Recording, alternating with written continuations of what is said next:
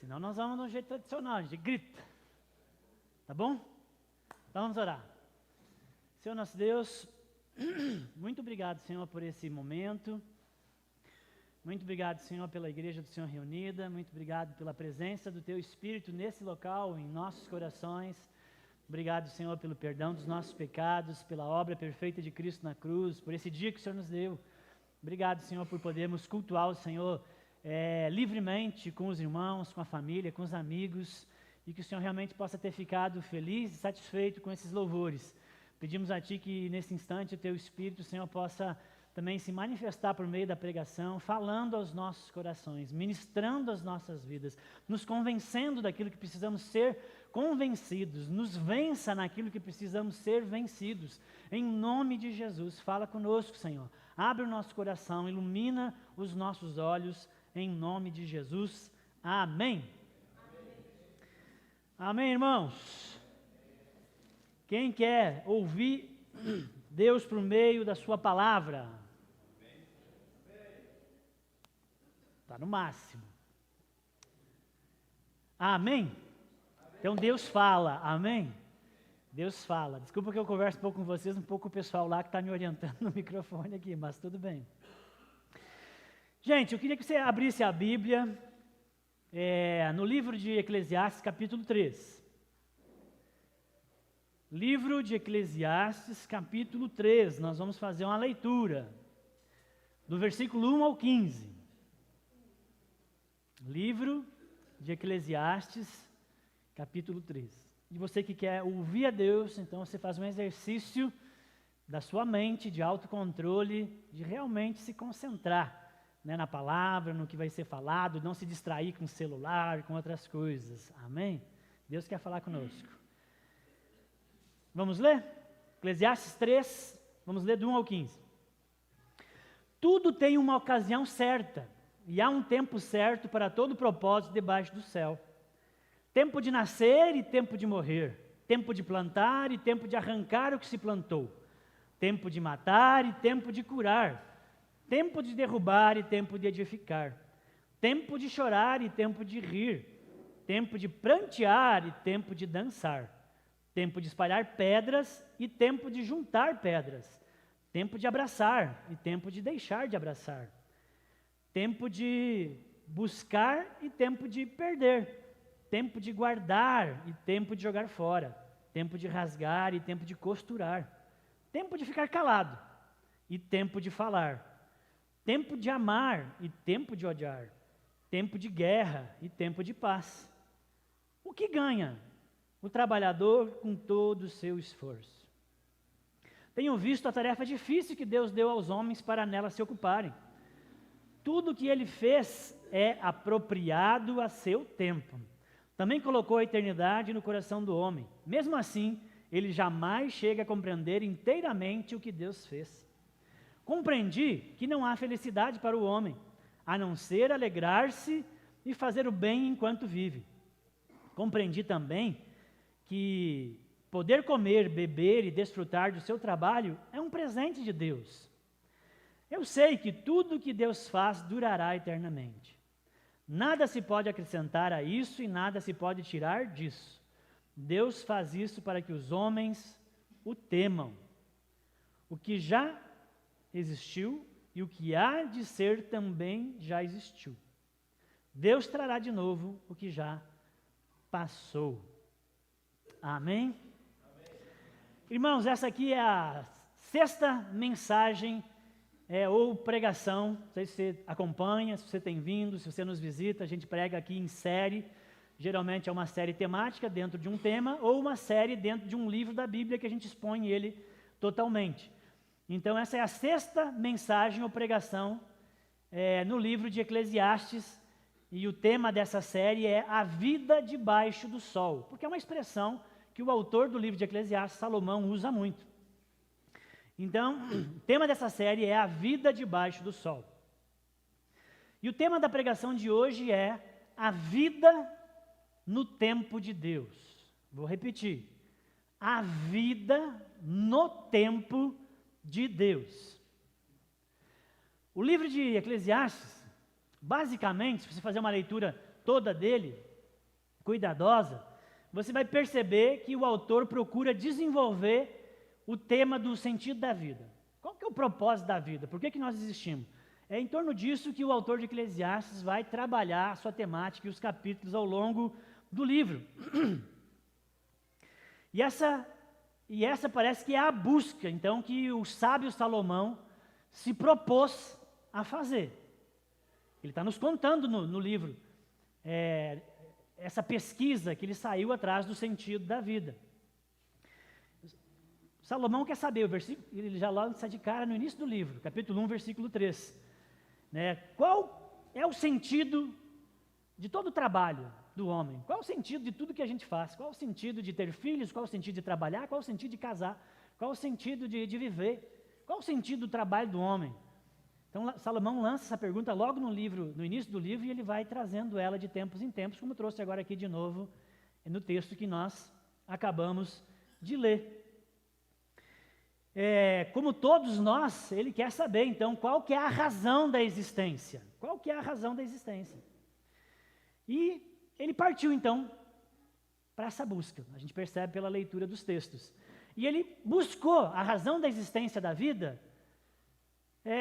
Ele foi pesquisar se era nos estudos, se era na área do saber, se talvez a gente se dedicar muito aos cursos, a mestrados, doutorados, EADs, e nós lermos vários livros e a gente se inteirar de todos os saberes que existem, talvez a gente encontre o sentido da vida. E ele descobriu que não era ali. Então ele se dedicou aos prazeres. De repente o sentido da vida está nos prazeres, nas coisas boas da vida. Talvez esteja na família, talvez esteja nos amores, talvez esteja nas amizades. Então ele fala até no vinho, né? Talvez esteja no bom vinho. E ele vai falando dos prazeres que existem na vida. Mas no final ele diz, não, também não é nos prazeres da vida. Então ele diz, talvez esteja na sabedoria, talvez esteja na vida sensata, na vida virtuosa, na vida honesta, na vida íntegra. E ele no final diz, também não está aí o sentido da vida. Então ele partiu para procurar o sentido da vida agora no trabalho, né? Que é um dos últimos textos aí que foi pregado. Será que está no trabalho, o sentido da vida? No trabalho sério, no trabalho duro, né? No trabalho competente, naquele trabalho que você tem paixão, que você tem prazer, naquela vocação que te arrebata e que te leva, né, todo dia a levantar e fazer as coisas porque você ama fazer o que você faz. Salomão foi pesquisar isso. E ele disse, não, no sentido da vida também não está nisso. E então, depois de pesquisar vários campos e uma extensão bem grande da existência humana, ele entendeu que viver para essas coisas que eu acabei de falar e que ele pesquisou e que ele experimentou profundamente, é vaidade. Se essa é a razão do seu viver, é como correr atrás do vento.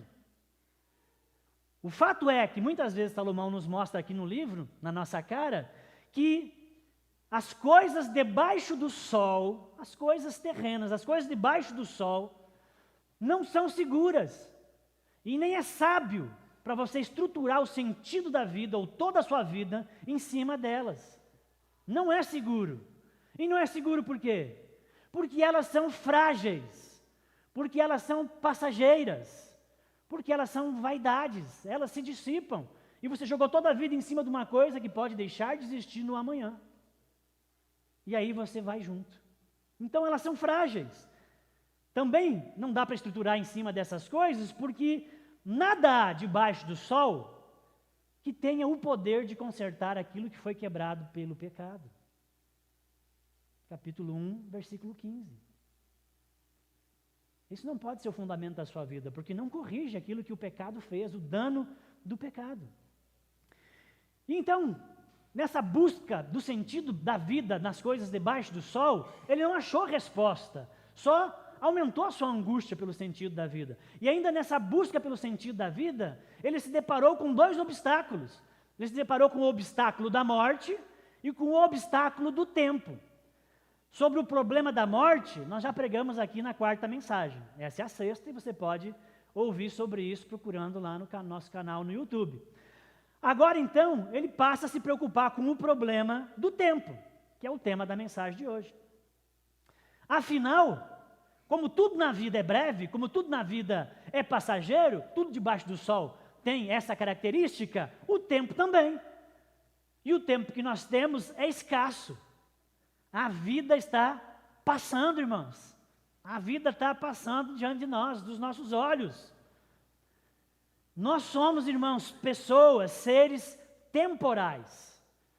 Nós não somos divinos, que estamos além do tempo e do espaço. Nós somos temporais, estamos presos dentro de uma estrutura chamada tempo e espaço. E estamos constantemente interagindo com os tempos passado, com o presente e com o futuro. Nós estamos interagindo no nosso dia a dia com esses tempos. O passado a gente sempre acessa por meio das memórias. É assim que a gente acessa o passado, pela sua memória.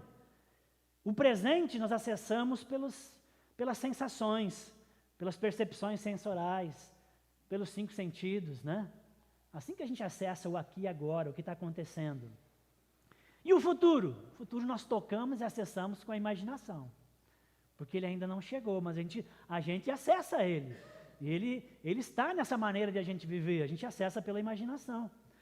Mas o fato é que todos temos um certo tempo, uma ampulheta. Todos temos um certo tempo de vida.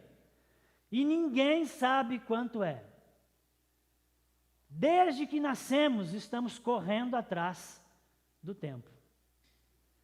Todos os propósitos que eu e você podemos eleger para a vida estão debaixo da influência do tempo. Vivemos pressionados, olha o quanto que o tempo faz parte da nossa vida. Vivemos pressionados por agendas, por horários, não é? Horários a cumprir, prazos de entregas, prazos de conclusões a serem observados. Parece que tudo na nossa vida é cronometrado e precisa ser cronometrado para conseguir colocar tudo naquilo que a gente chama de dia, para entrar tudo dentro de 24 horas. A gente tem hora para sair, eu sei direitinho a hora que eu tenho que sair de casa, se eu não sair naquele horário eu atraso. Então nós temos hora para sair, temos hora para chegar, hora para buscar alguém, hora de comer, hora de dormir. Tem a hora de malhar, que se você não vai naquele horário, não vai mais, né? Hora de correr. Até o cachorrinho sabe que tem a hora de dar a passeada, não é? A gente tem hora para tudo. Indiscutivelmente, somos todos, com raras exceções, mas indiscutivelmente somos todos governados pelas horas. Às vezes até gostaríamos que o dia fosse mais longo, não é?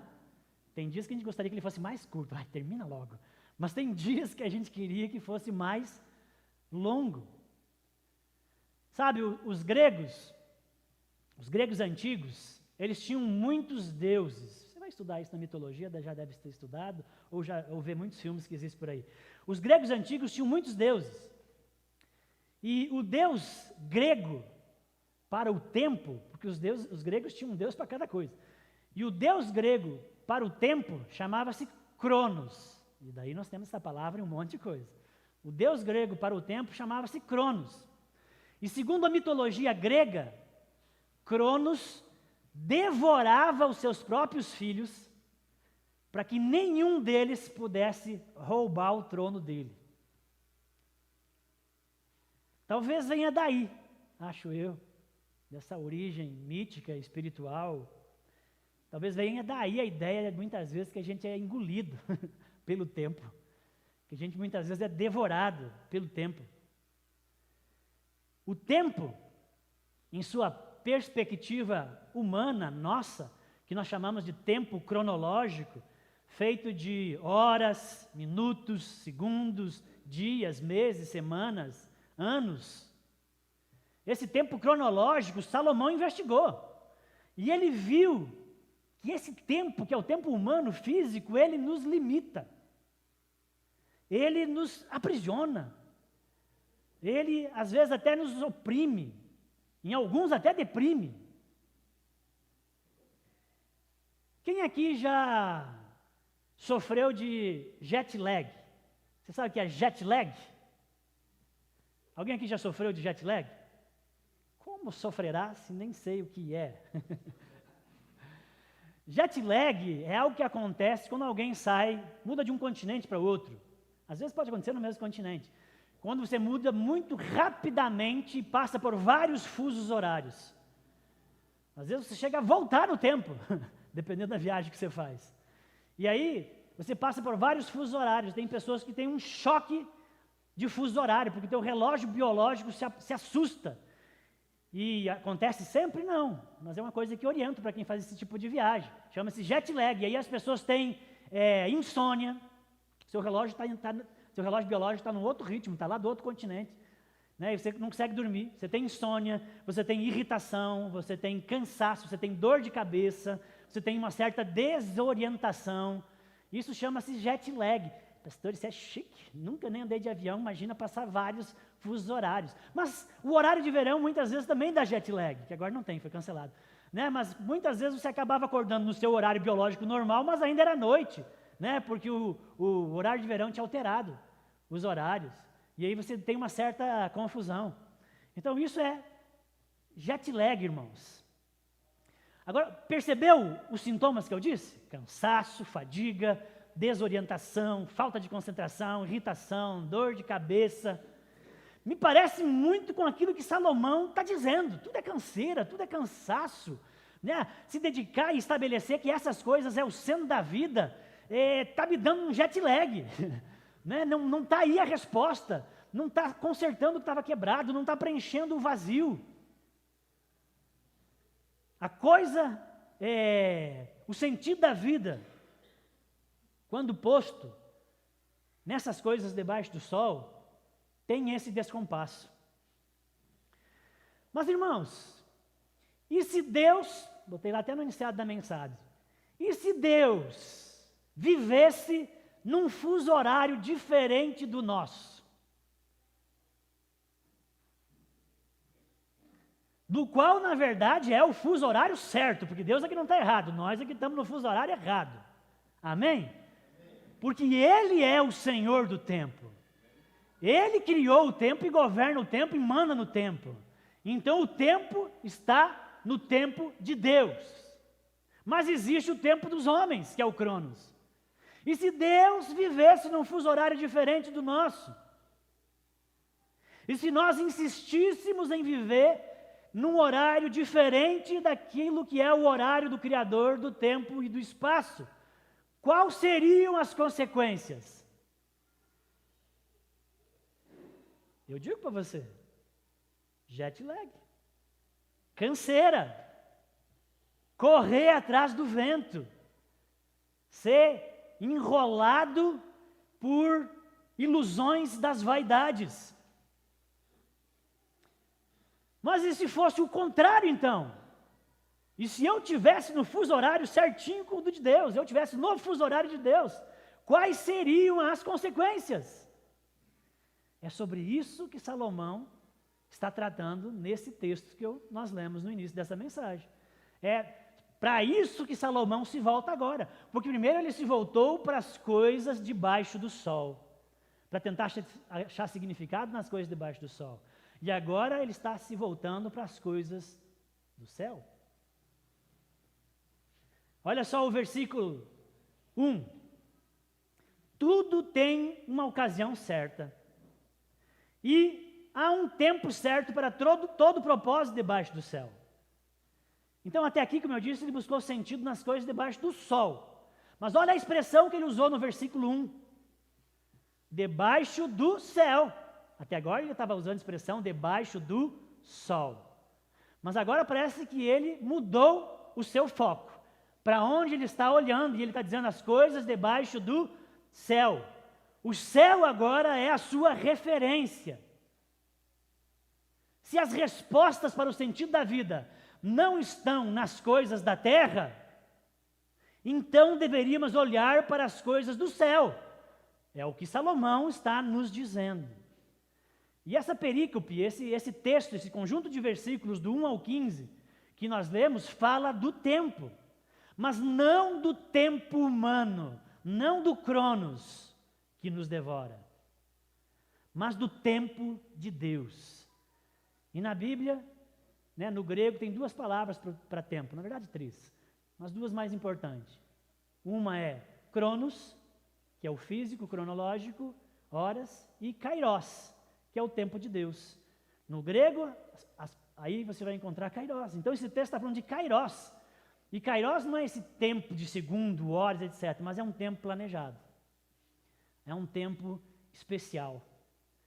Do versículo 1 ao 8, Salomão nos traz um famoso poema sobre o tempo de Deus, que um monte de gente sabe.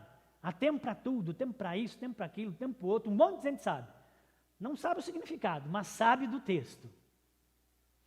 E do versículo 9 ao 15, ele vai nos falar dos propósitos por trás do tempo. Do 1 ao 8, um poema sobre o tempo, e do 9 ao 15, ele vai falar sobre os propósitos que existem por trás do tempo.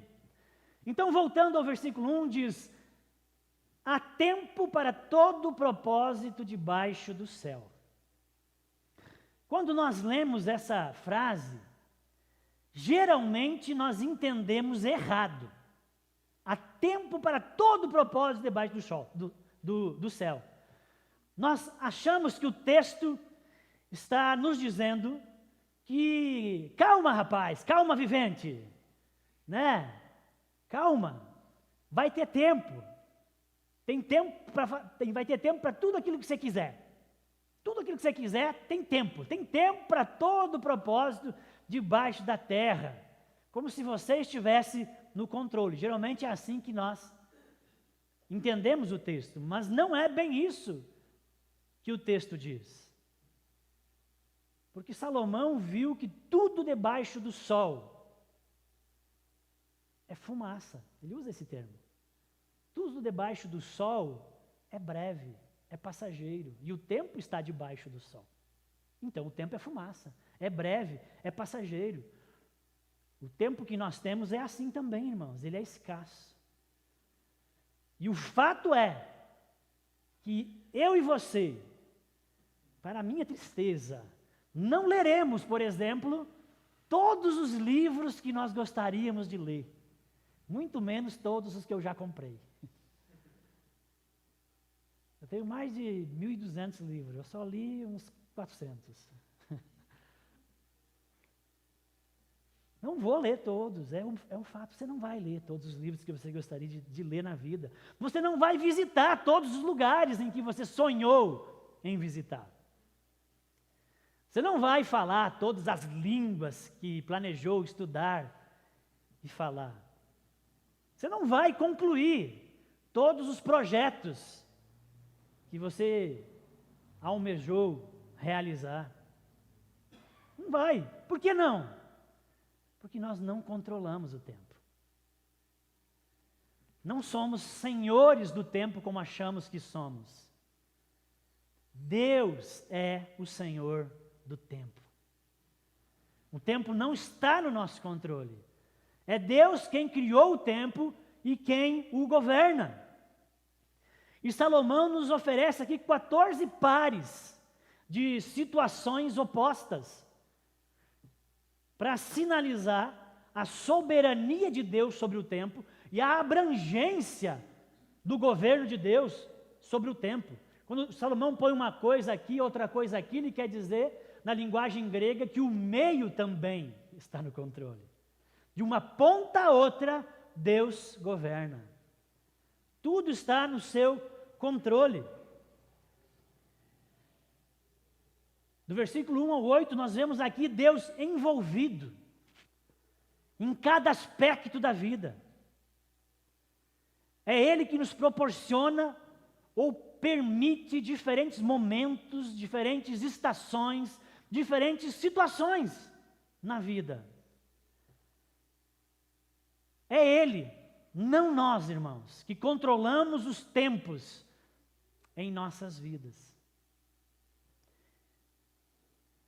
Para quem não sabe, daqui uns dias eu vou estar me mudando. O Adri disse, só porque vai pregar sobre que é tempo para tudo, não vai falar que é tempo de ir embora e fazer nós chorar aí. Mas daqui uns dias eu vou embora. Minha família já está em outro local. Eu que fiquei para organizar as coisas, daqui a uns dias eu vou embora. Mas eu falo para você que quando Deus me desafiou, eu disse, não Deus, o senhor está errado. Olha a audácia do metido. Não é possível que o Senhor queira me tirar de onde eu estou. Tudo que foi construído, né, consolidado, batalhado, o Senhor quer que eu saia. E eu briguei, lutei com a ideia por quase 1 ano. Mas é Deus que estabelece os tempos. Amém? É Deus que diz quando é a hora de partir ou quando é a hora de chegar. Quando é a hora de plantar, quando é a hora de colher. Amém? É Ele que está no controle. E é no tempo dEle que precisamos saber viver. Para encontrar o sentido da vida. Porque se você não entrar no fuso horário e no compasso de Deus, você vai continuar procurando nas coisas debaixo do sol e que não preenche o vazio que há no nosso coração, que é do tamanho da eternidade. Que só Deus pode preencher, porque Ele é o eterno. Mas na prática, as pessoas não têm boa relação com o tempo. A nossa relação com o tempo, com o Cronos, na prática, não é boa. Provavelmente porque a gente vive num fuso horário diferente de Deus. E aí então sofremos desse jet lag que eu falei aqui para vocês. Por não vivermos no tempo dele. Mas, internamente, achar que nós podemos dar conta. E por causa disso, dessa má relação que nós temos com o tempo e não conseguir viver de fato no tempo de Deus, nós não sabemos viver aquilo que o Salmo 118, 24 diz. Vou ler aqui na versão do King James. Este é o dia que nos presenteou o Senhor. Irmãos, esse aqui é o dia. Esse domingo. E amanhã vai ser a segunda. Este é o dia que nos presenteou o Senhor. Festejemos e nos regozijemos nele. Mas porque não conseguimos viver no tempo de Deus e no compasso de Deus, muitas vezes nós não conseguimos viver esse salmo. É o jet lag, é o descompasso com o fuso horário. E aí nós acabamos experimentando distorções com o tempo. Nós vivemos distorções com o tempo passado, distorções com o tempo presente e distorções com o tempo futuro. Por exemplo, distorções que nós muitas vezes enfrentamos com o tempo passado. Há pessoas que têm muita dificuldade de lidar com o passado. Você é uma pessoa assim? Que tem muita dificuldade de lidar com as situações que aconteceram na sua vida, que cruzaram por você, às vezes te atravessaram no meio, no passado?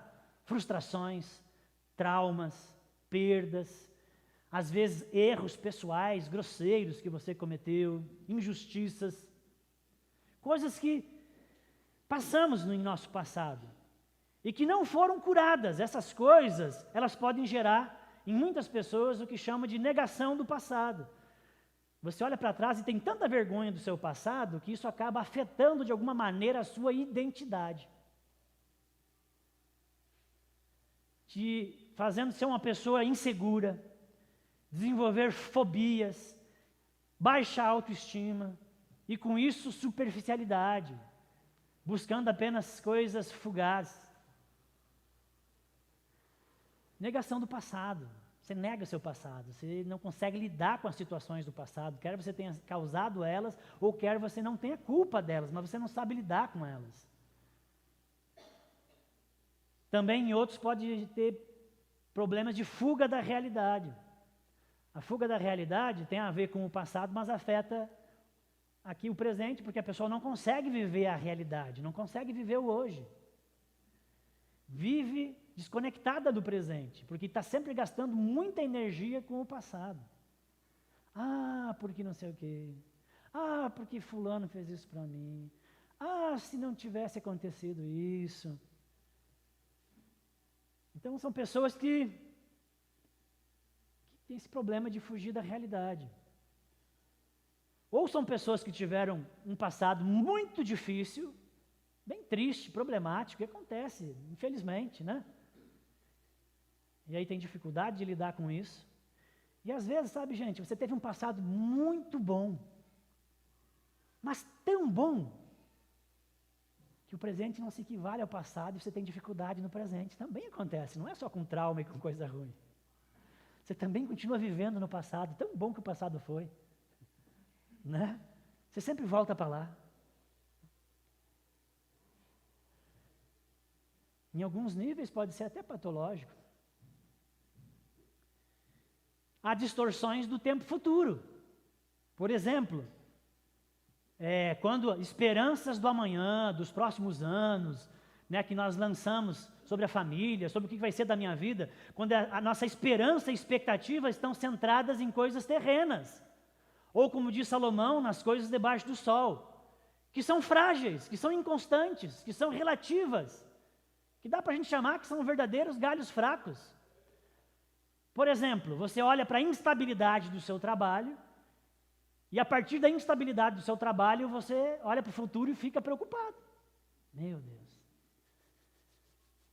O que vai ser do meu futuro? O que vai vir pela frente? Você olha pelas dificuldades do casamento, do relacionamento, e se apavora com o futuro. Você pode olhar talvez para a instabilidade da economia e política e também ficar assim. E muitas pessoas estão doentes por causa disso, de fato. Você pode olhar para o quadro de violência social que está aumentando e dizer, o que vai ser de nós, o que vai ser dos meus filhos e o futuro. Então você começa a olhar para essas coisas que são como parâmetros para o futuro e você desespera, e você distorce. Agora, olhando para essas coisas, é óbvio que o futuro vai ser incerto, vai ser inseguro. Você vai ter fobias e medos, ansiedade, paralisia, desânimo, cansaço. A esperança do amanhã não pode estar ancorado em algo frágil, como as coisas debaixo do sol. A esperança do amanhã tem que estar em algo forte, em algo infinito, poderoso, robusto. E, irmãos, só tem um. Amém? Que é Jesus Cristo, nosso Senhor. Nele todas as incertezas se dissipam. Nele todos os medos desaparecem. Todas as trevas se desfazem. É um fato que o futuro sem Deus é incerto e inseguro. Então, existem essas distorções. Mas também tem distorções do tempo presente. Do aqui e agora, do hoje. Tem aquelas pessoas que resolveram chutar o pau da barraca. Você conhece? Ou você já fez isso? Alguma vez, talvez? Ou está fazendo?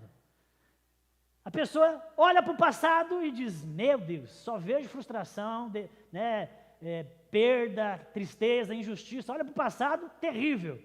Olha para frente, nebuloso, inseguro, medo. E diz, quer saber? A vida, perdão aí, é uma M. Eu vou curtir o agora. Eu vou me jogar no agora. Como se não houvesse amanhã. Se não houvesse um juízo final. Como se não tivesse um Deus por nós. São geralmente pessoas bem hedonistas, narcisistas, que acabam vivendo e fazendo assim. Mas tentar viver o presente dessa forma, sem a dinâmica dos tempos passados e futuros entrelaçados saudavelmente com o presente, é nada mais que uma experiência vazia. É se jogar no nada. Queima rápido e logo fica escuro. Porque, irmãos, o momento real é a soma. O momento real, prazeroso, o viver o dia que o Senhor nos deu, é a soma, queridos, do passado que nos acompanha, do presente que está em movimento e do futuro que vai chegando. Isso é a experiência de tempo encorpada, robusta e bem vivida. E qual que é o resultado, muitas vezes, dessa distorção do tempo presente? É o que nós vemos aí um monte, em todo o mundo, porque nós somos uma geração. Essa geração. Você diz, essa geração. Você é a geração viva, você de alguma maneira faz parte dessa geração que existe, está debaixo de muitas influências. Os mais antigos, por causa de algumas raízes, resistem, mas está debaixo de influência também. Mas os nossos novos, misericórdia, a gente vê isso demais. Qual que é um dos resultados da distorção do tempo presente? Tédio. Tédio. Porque espremer o momento presente, negando o passado e não querendo saber de futuro, espremer o tempo presente para só tirar dele prazer, é fugaz, irmãos. Não convence, não satisfaz. E como droga, é preciso mais e mais no dia seguinte e em cada novo presente. E então tudo vai ficando sem gosto, sem prazer, sem graça. É o tédio. Outra distorção do tempo presente é o cinismo, a descrença, a apatia. Porque você romper com o passado é romper com a tradição, é se opor radicalmente aos bons valores, aos bons usos e às boas práticas sociais, que nos fazem humanos, para então viver da sua noia, da sua cabeça, das suas ideias. E aí você acaba tornando uma pessoa muito descarada, do tipo, tô nem aí. Porque afinal o que vale é ter o máximo de prazer e não importa quem doer. Então nós temos dificuldades com o tempo, nessas distorções. Também talvez, porque o tempo, é outra coisa que o tempo nos faz experimentar a queda. Ele nos faz colher o que plantamos. Ele faz colher o que não plantamos, outros plantaram. Muitos daqueles pares citados ali por Salomão, se você voltar do versículo 2 até o versículo 8, muitos daqueles pares citados por Salomão, nós só experimentamos por causa da queda, irmãos. Eles não teriam, se não tivesse a queda. Tempo de morrer, tempo de matar, tempo de chorar, tempo de rasgar, tempo de odiar, tempo de guerra. Olhamos para as tragédias, para as calamidades, para os sofrimentos e pensamos, meu Deus, não precisava ser assim. Podia ser diferente. Mas o ponto é que o tempo nos permite passar pela maldição da queda. Mas não é só tragédia. Não é só isso, o tempo também nos permite vislumbrar o porvir. A experiência do tempo faz parte da criaturidade, faz parte de sermos criaturas. E nos faz humanos também. E nós podemos vislumbrar o porvir. A nossa experiência no tempo nos permite experimentar a obra redentiva de Deus na história. Porque foi na plenitude dos tempos. Olha a expressão que Paulo usa em Gálatas. Foi na plenitude dos tempos. Dentro da experiência tempo, que nós temos dificuldade. Mas foi dentro da experiência tempo que Jesus veio. Amém? E entrou na história para começar um novo tempo. Amém? Gálatas 4:4. Olha o que diz Romanos 5:6. Porque Cristo, estando nós ainda fracos, ou sendo nós ainda pecadores, morreu a seu tempo pelos ímpios. Amém? Foi no tempo que Jesus entrou e resolveu o caos que nós criamos, a bagunça da nossa existência e dos nossos pecados. E é no tempo que nós temos a oportunidade de experimentar o que Cristo fez por nós. Cristo venceu o pecado, venceu a morte e subverteu o tempo que nos era escasso. E agora Salomão vai dizer que nós temos a eternidade viva, plantada em nosso coração. E ainda, os textos da Bíblia dizem que no fim dos tempos, Jesus virá buscar aqueles que são seus. Mas enquanto ele não vem, enquanto o tempo não termina, agora o tempo escatológico, enquanto não termina, Jesus nos chama na nossa experiência de crente, Ele nos chama para remir o tempo. Amém? Porque os dias são maus. Ele nos chama para aproveitar e usar bem o tempo que te resta. Amém, queridos? Mas como que faz isso, pastor? Como é que nós podemos remir o tempo? Irmãos, entrando no fuso horário de Deus, vivendo no tempo de Deus, vivendo para além de você mesmo, vivendo para além do aqui e agora, vivendo o agora já sobre a influência e a luz da eternidade, fazendo de Deus a nossa busca por prazer, fazendo de Deus a nossa busca por felicidade. Como o versículo 11 diz, porque a eternidade Deus já colocou no nosso coração. Vivendo assim, queridos, nós teremos uma correta relação com o tempo, sem as distorções que eu falei há pouco. Tá, mas de maneira prática, como que a gente vive no tempo de Deus? De maneira prática, irmãos, o texto nos oferece, Salomão fala do tempo, ele vai falar das coisas práticas, né, o propósito do tempo nas nossas vidas. De maneira prática, como que nós vivemos no tempo de Deus? Primeiro, se Deus é o Senhor do tempo e governa todas as ocasiões em nossas vidas, nós precisamos aprender a confiar na soberana sabedoria de Deus. Se Deus é o Senhor do tempo e governa todos os tempos e momentos da vida, então precisamos aprender a confiar na soberana sabedoria daquele que governa. Versículo 11, o início do versículo 11, diz: tudo que ele fez é apropriado a seu tempo. Deus sabe sempre o que é melhor. Amém, queridos? Amém. Deus sabe o que é melhor. Tudo que Ele faz é certo, é assertivo, é 100%. Deus sabe o que é melhor. Então, consulte Ele antes de tomar decisões. Antes de saber se você deve mudar de cidade ou não. Antes de saber se você deve ter um filho a mais ou não. Antes de saber se você deve mudar de emprego ou não.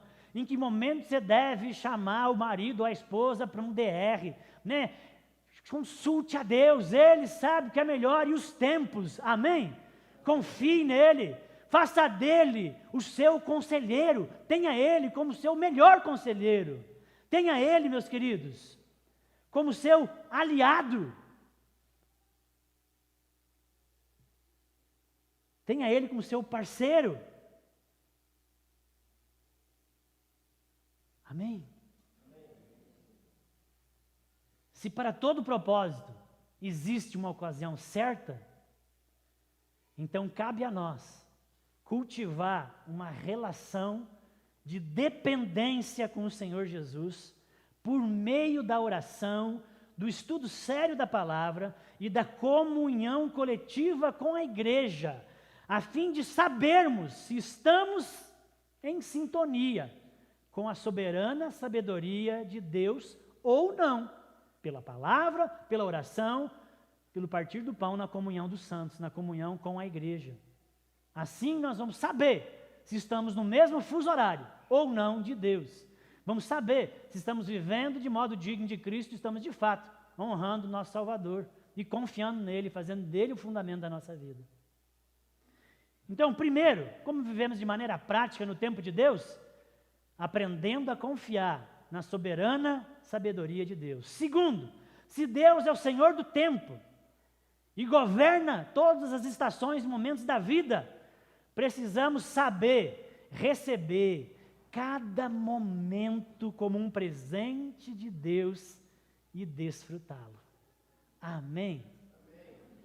Precisamos aprender a receber cada momento como um presente de Deus, a fim de desfrutá-lo bem.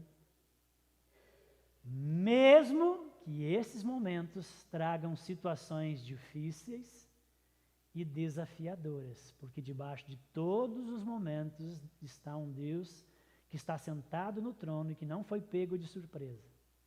Ele governa, Ele sabe, Ele controla. Amém?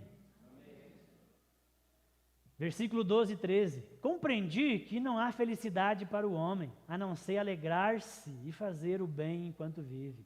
Compreendi também que poder comer, beber e desfrutar do seu trabalho é um presente. Amém? É um presente de Deus.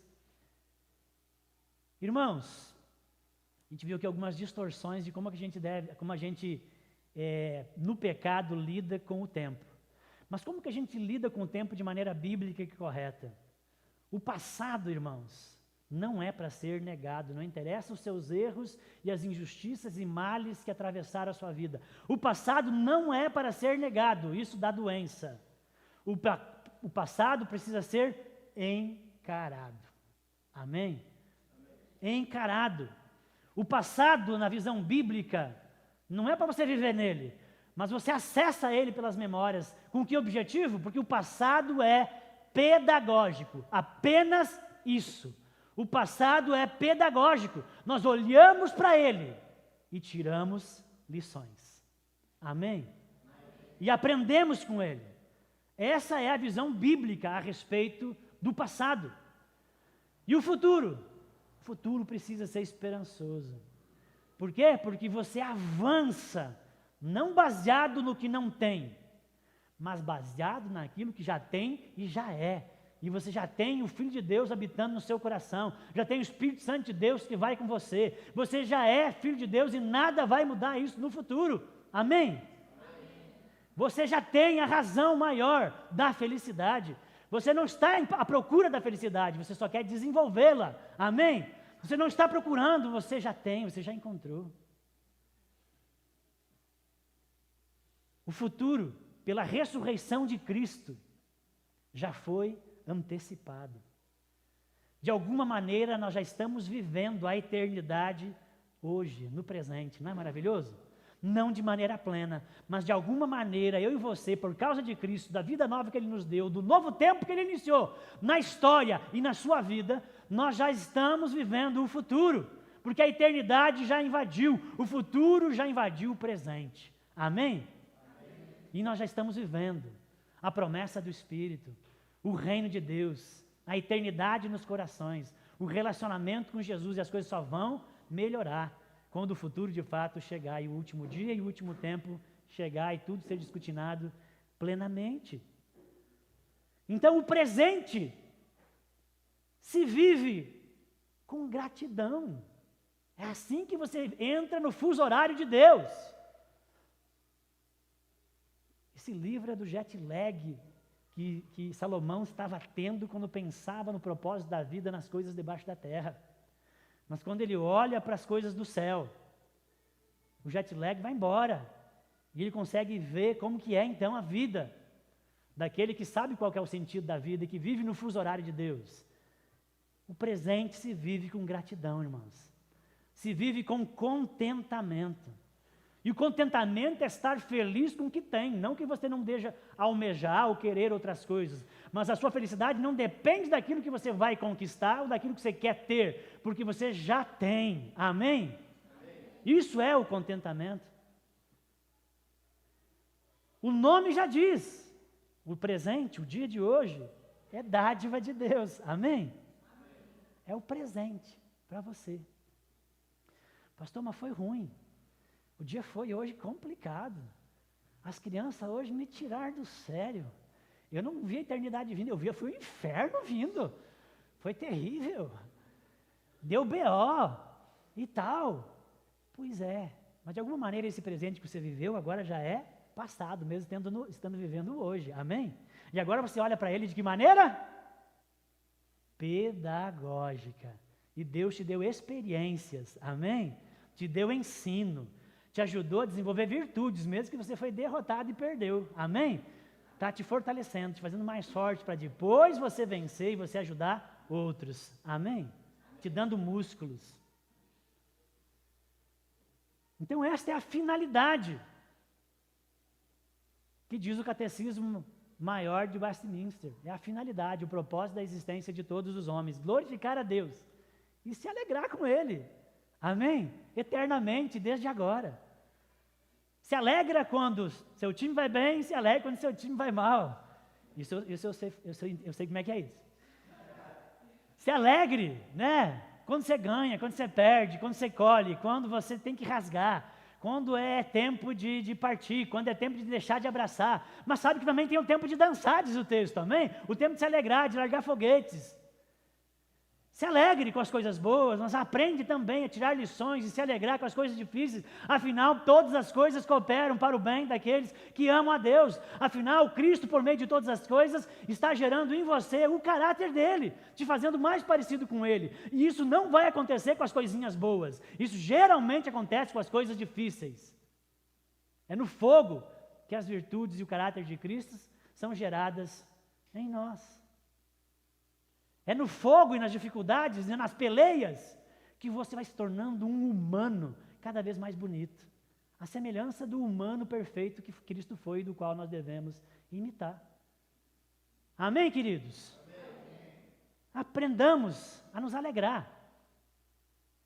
Aprendamos a viver no fuso horário de Deus com gratidão, sabendo que por trás de todas as coisas, de alguma maneira, por mais que você não entenda, Deus controla e está. Amém? Desfrute dos seus relacionamentos, desfrute de uma boa mesa. Hoje fui almoçar com a minha mãe, né? Ela preparou um maravilhoso frango e pegou no mercado. Estava uma delícia, né? Brincando com a minha mãe, me chamou, fui almoçar com ela, foi um momento gostoso. Desfrute dos momentos que você tem, dos relacionamentos, do bom e do ruim. Amém? Assim se vive no fuso horário de Deus. E último, para encerrar, se Deus é o Senhor do tempo e controla o tempo, e é o principal propósito, por que nós estamos no tempo, debaixo da influência do tempo, e do qual Salomão vai rasgar o livro dizendo, depois que você lê de uma maneira achando que ele é muito pessimista e tal, mas a todo tempo ele volta nesse propósito, que é o tema central e o sentido da vida, talvez o maior deles. Se Deus é o Senhor do tempo e governa todas as estações da vida, aprenda a temê-lo. Aprenda a temê-lo. Versículo 14, eu sei que tudo que Deus faz durará eternamente. Nada se pode acrescentar a isso e nada se pode tirar disso. Deus faz isso para que os homens o temam. Amém? Esse é o maior propósito do tempo. Aprender a temer a Deus. E temer a Deus não tem nada a ver com ter medo de Deus. Porque você vai olhar a Bíblia e você vai ver que Deus te chama para um relacionamento, que Deus é amoroso, que Ele quer você perto dele. E um Deus que quer você perto dele, e que é amoroso, e quer se relacionar, Ele não pode ser temido. Porque alguém que a gente tem medo, a gente se afasta. Então não tem nada a ver ter medo de Deus. Mas sim cultivar uma relação reverente, o que tem faltado hoje em dia, uma relação reverente de confiança e obediência. Irmãos, é como um pescador que vive no mar. É do mar que o pescador, o marinheiro, tira o seu sustento. E é do mar que vem o deleite e o prazer desse homem que ama pescar e vive no mar. Ele ama isso. É de lá que vem o sustento e o seu prazer.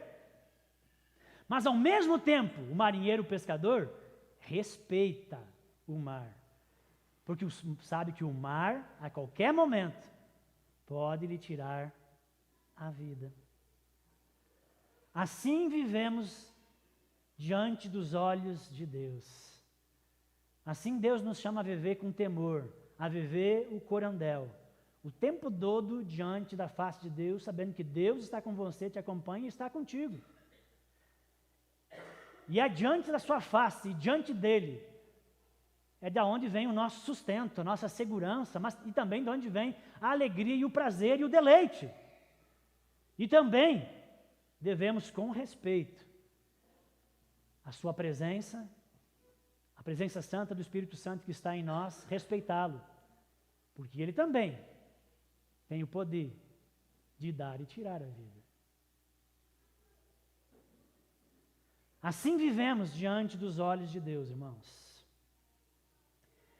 Viver diante da face de Deus, com temor, é poder tirar proveito de todas as estações e momentos da vida, sejam boas ou más. Pois sabemos que tudo coopera, como eu falei, para o glorioso plano de Deus que está em curso. Com temor e respeito, nós devemos nos submeter. Muitas vezes, por causa do temor de Deus, perder. Muitas vezes, por temor de Deus, rasgar. Muitas vezes, por temor de Deus, afastar, partir. Às vezes até guerrear. E se preciso for, morrer.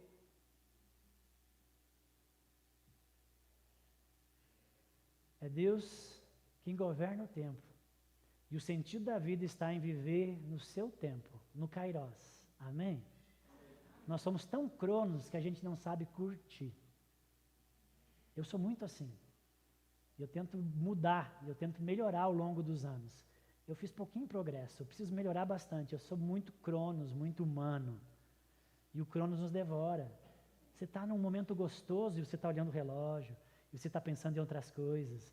Né? Você está com uma pessoa e você já está com a cabeça em outro lugar, você não curte. Você não está ali.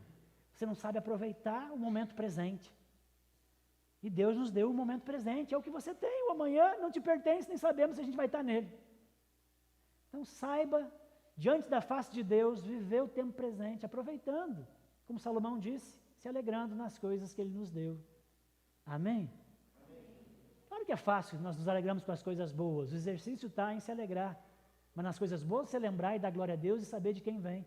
Mas o exercício está em lembrar que também as coisas difíceis Deus permite. E tentar entender em Deus por que das coisas difíceis, por que da perda, por que de se afastar, Deus, não estou entendendo. Isso está doendo, isso machuca. Mas busque a Deus, amém? Ele vai te dar entendimento. Então, queridos, Deus nos chama a viver no seu tempo,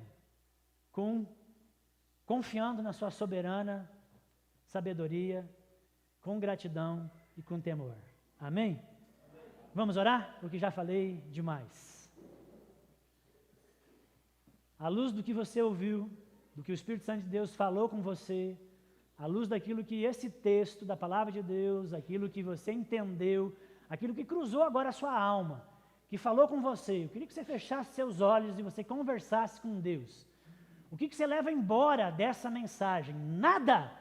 Você é um miserável, porque foi Deus que falou, e você resistiu o tempo todo. Se você não resistiu, eu tenho certeza que Deus conversou com você e alguma coisa passou por você. Alguma coisa comunicou o seu coração. E é sobre isso que Deus quer agora continuar falando mais um minutinho de prosa com você em oração. Amém? Feche teus olhos e pense nisso.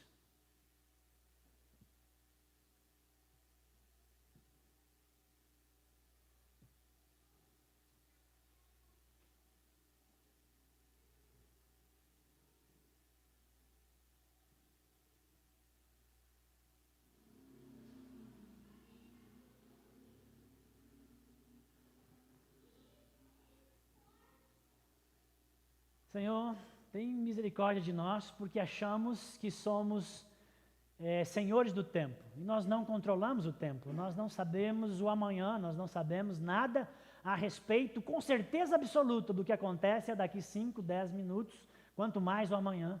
Deus, nós não estamos no controle, é o Senhor que está no controle. E nós queremos pedir perdão por essa carnalidade. E por insistir em viver dessa maneira. Perdoa-nos, porque também não é fácil, nós estamos debaixo da influência do pecado, e Deus e do tempo. Então, nos ajuda, Senhor, a viver no seu tempo. Ajuda-nos a viver no Kairos. Ajuda-nos a entender que todo o tempo foi especial e preparado. Ajuda-nos a tirar e nos alegrar nas coisas boas, na amizade, na mesa, na família, Deus, nas alegrias, nos prazeres, nas oportunidades, nos sonhos alcançados, nas metas alcançadas, nas coisas boas que o Senhor nos permite gozar e receber nessa vida, nos alegrar nessas coisas, mas também ajuda-nos a achar o contentamento, a sabedoria da gratidão, Deus, nas coisas difíceis, nas perdas, nas dificuldades, e ver ali também que o Senhor está nos conduzindo por um processo de purificação, por um processo de aprendizado. Deus, nos ajuda, Senhor, a viver, Deus, o hoje, Deus, com alegria, Deus, nos alegrarmos no Senhor, em nome de Jesus. Nós precisamos muito da sua ajuda, porque essa tarefa não é fácil. Transforma, Deus, a nossa mente, transforma o nosso coração e ajuda-nos a viver nessa perspectiva. Em nome de Jesus, amém. Amém, irmãos.